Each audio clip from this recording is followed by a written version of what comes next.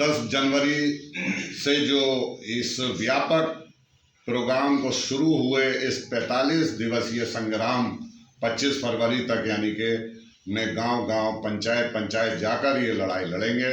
आज दोपहर 12 बजे से अंबेडकर पार्क सराय तरीन में हम 1 दिवसीय उपवास रखेंगे।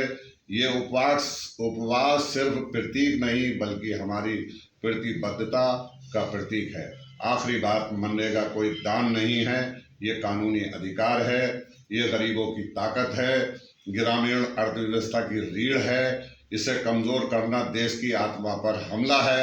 हम मीडिया के माध्यम से अपील करते हैं कि सभी मजदूर भाइयों बहनों, ग्राम प्रधानों, महिलाओं, युवाओं से इस संग्राम में शामिल हों।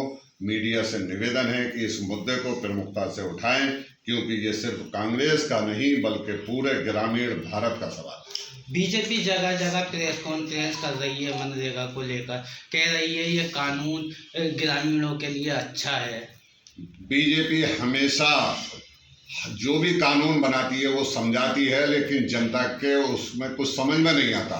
इन्होंने जो कृषि कानून लाए थे उसको भी बहुत समझाने की कोशिश की, किसानों के हित की बात करते थे, लेकिन किसानों के समझ में ही नहीं आता था। तो ये सिर्फ इनकी जुमलेबाजी है, इनकी जनता समझ चुकी है। इसमें भी ये उसी तरीके का काम कर रहे हैं। जहाँ